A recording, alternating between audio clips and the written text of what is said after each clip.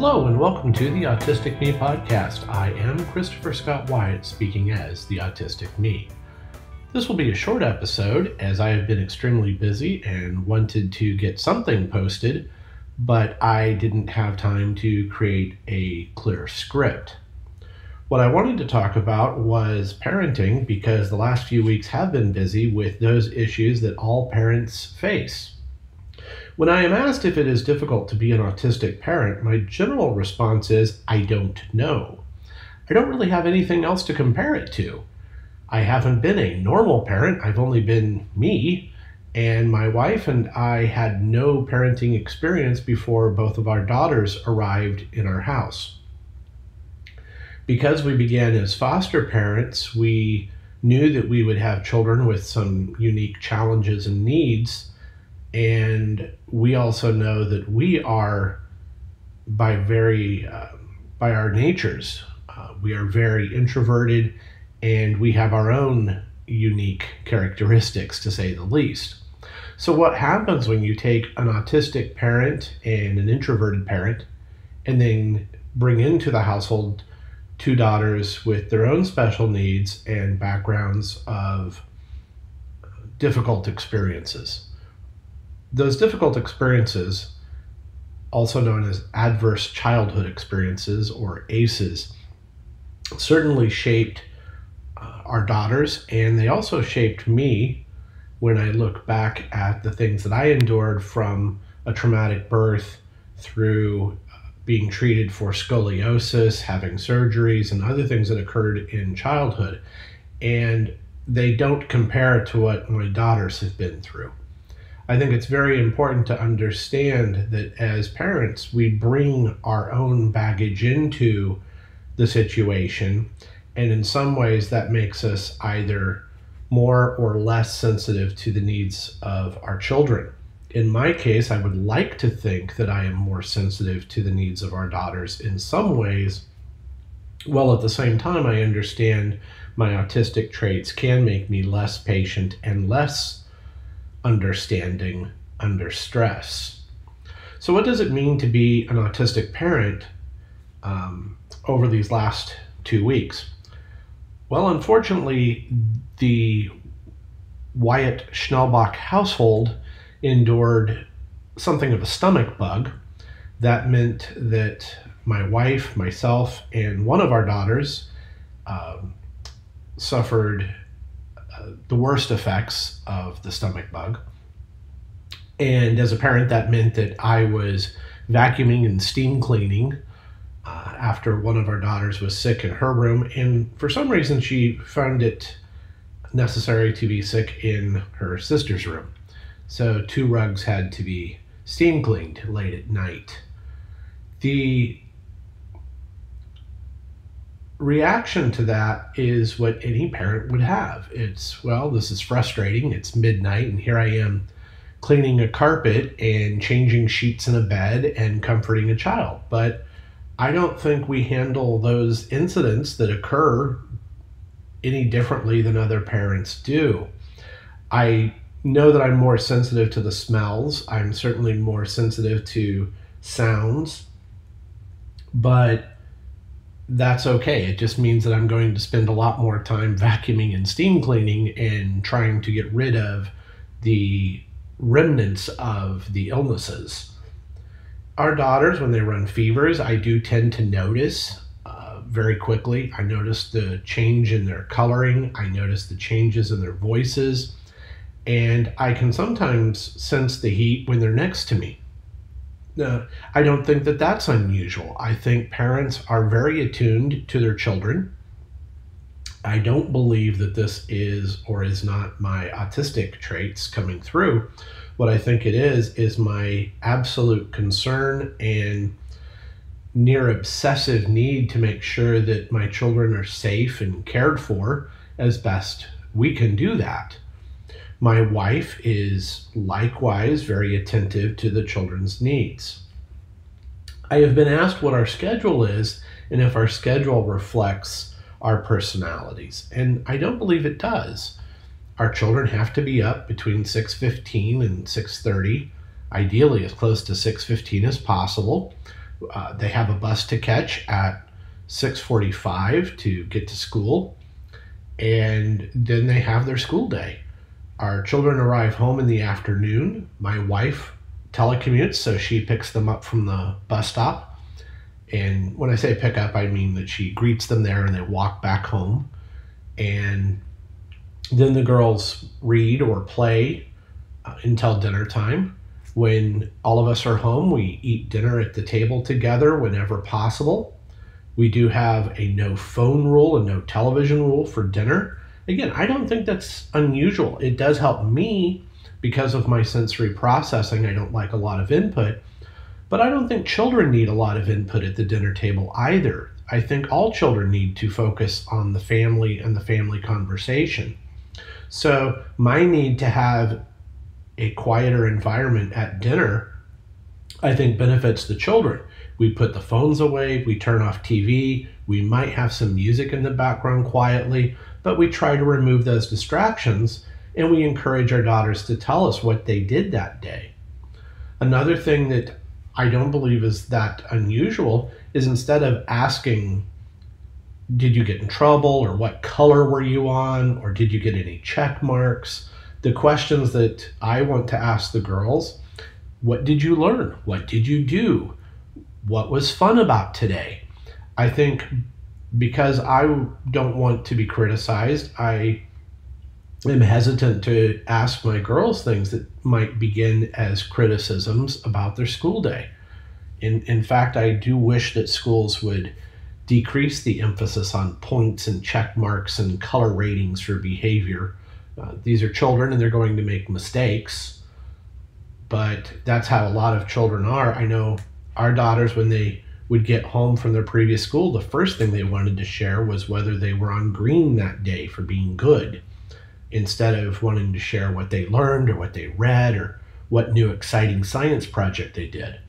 Again, I don't think it's my autistic traits that make me sensitive to this. If anything, I think it's my background in education as a professor and as someone who has studied for a K-12 credential. I'm just very hesitant to approach education as something that you enforce on children. I think instead you want to encourage it and make it fun and exciting.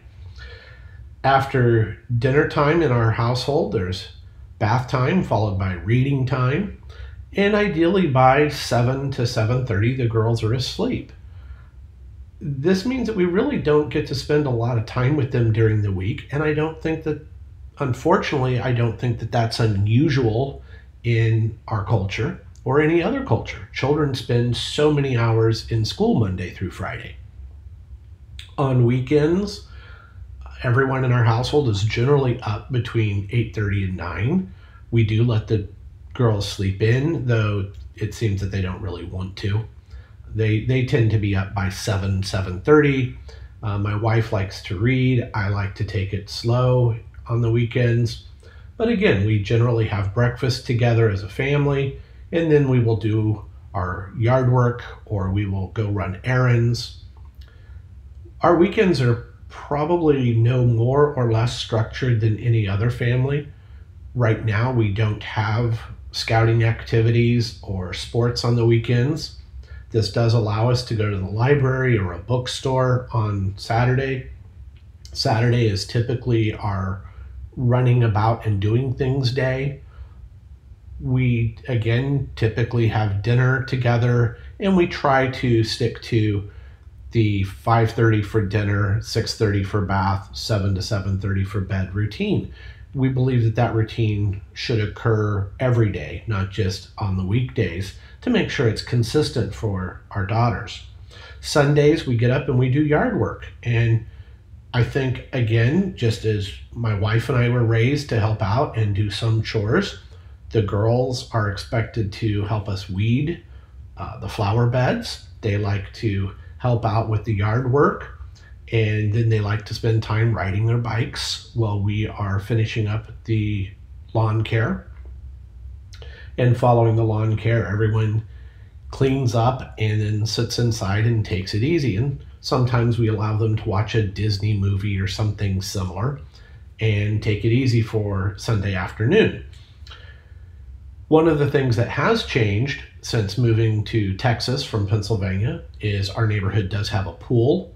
So several times a week and sometimes on the weekends, the girls do like to go swimming for approximately a half hour.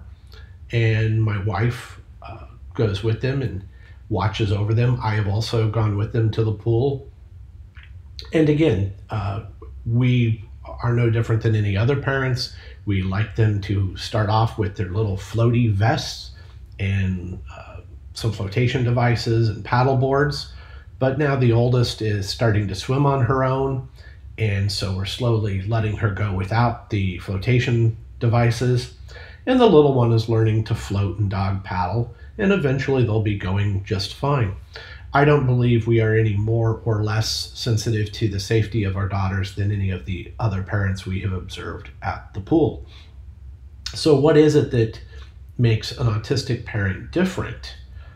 As I think back on it, it's really minimal compared to what the girls need. We have one daughter who is definitely sensory sensitive. Sensory input can cause her to have a meltdown. She doesn't like a lot of noise. She doesn't like a lot of yelling or any sudden noises, explosions or popping or anything like that. But we were able to go to a circus together as a family. The noise was actually, I think, a greater problem for our youngest daughter than it was for me. We managed to stay for the entire performance. We then went to dinner. You could tell that the youngest daughter had been stressed. She was uncooperative at dinner and a little tired and whiny. But again, I don't think that's any different than any other child, and I don't think that our responses as parents was that different. My wife notes that I do sometimes skip dinner, and that's because after working or sometimes after a long day, I do get migraines and I do become very sensitive to sound. So there are days I do have to tell the daughters, I'm sorry, but Daddy's not going to be joining you for dinner. He needs to rest. He's had a long day. And I think explaining to the girls and being honest with them is a very healthy approach. And I don't think any other parents would want to take a different approach.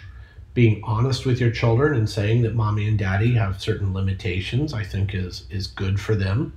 And it lets them know that we are normal people. We're not special or super in any particular way. We do tell the girls that daddy has some days where he doesn't want to go anywhere and doesn't want to drive, and that there are other times when daddy needs to focus on his work. Unfortunately, when I watch other parents, I often see only one parent able to participate. The other is always working. And we see a lot of anxious, aggressive, pushy parents. I know they're called helicopter parents. There are other words for how they push their children. Stage moms, soccer moms, football dads. I have seen fathers yell at coaches, yell at their children. I have seen mothers screaming at gymnastics. And I would like to think that my wife and I aren't going to do that. So far, we've been pretty good about treating the girls with respect and understanding that they're little kids. They're now 6 and 7 years old, and they're not going to be perfect athletes or perfect gymnasts or perfect Girl Scouts or perfect students. And they're certainly not going to be perfect little adults at restaurants or at the zoo or anywhere else. And I think having reasonable expectations, again, is not anything to do with how my wife and I are. It's simply our efforts to be the best parents we can be. Looking back, I don't know that being an autistic parent has made me different from any other parent. I think what has made me a better or worse parent or whatever I am are my experiences. And I think that my overprotective nature at times comes from being hypersensitive to what I fear the girls have experienced. I am very aware of how it feels to be isolated at school for being either smart or slow. And so I am vigilant in terms of their educations. I want to make sure that teachers are including them and actively engaging with them in the classroom.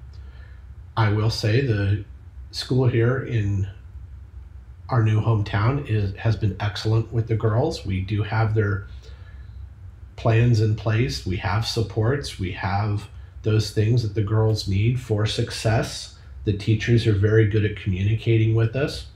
And again, so being the autistic me and knowing that I have special needs might make me slightly more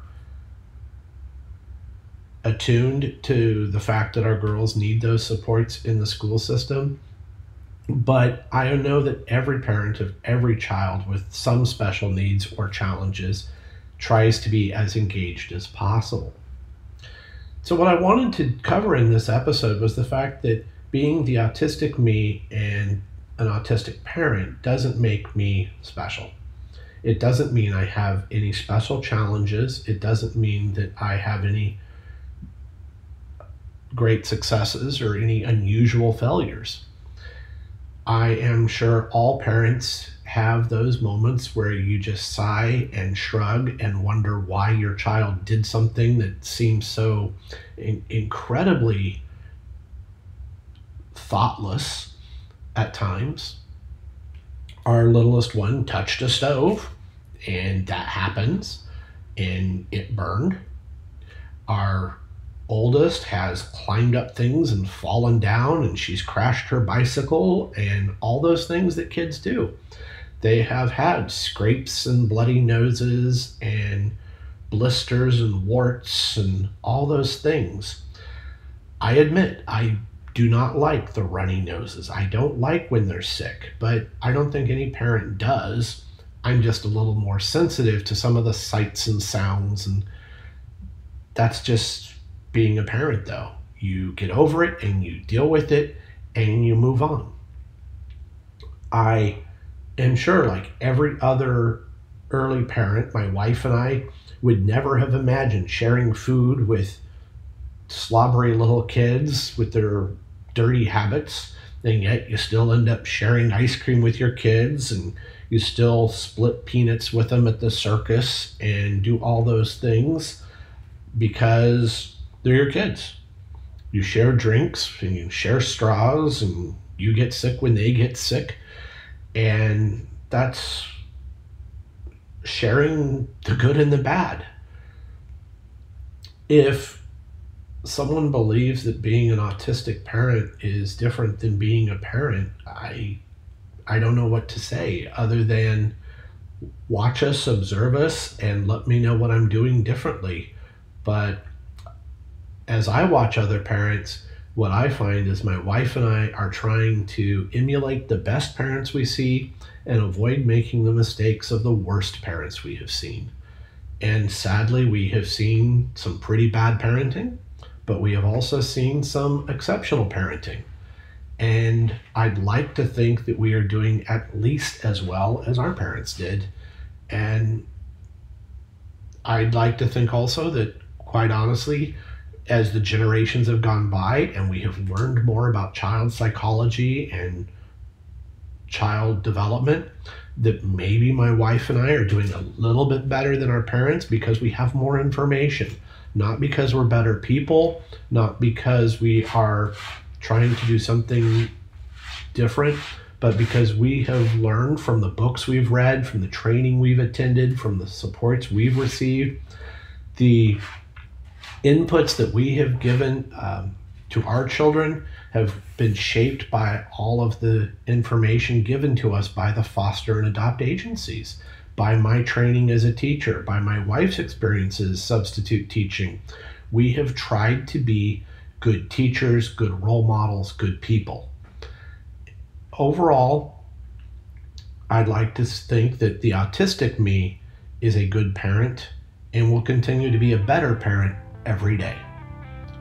So you've been listening to the Autistic Me podcast. I am Christopher Scott Wyatt, and I look forward to our next meeting. Thank you.